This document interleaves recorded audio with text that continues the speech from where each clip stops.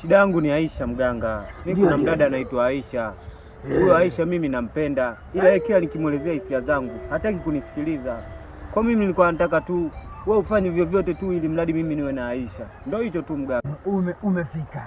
Sasa kuna dawa hapa nitakupa, itaweza kukusaidia. Hii dawa ndio mganga. Pale geteni kwao mlangoni.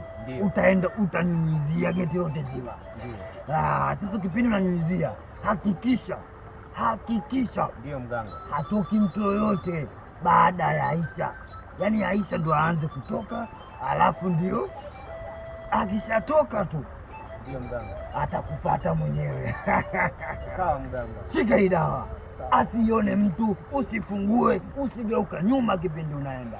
Nyosha moja kwa moja mpaka getini kwao. Haina shida mganga.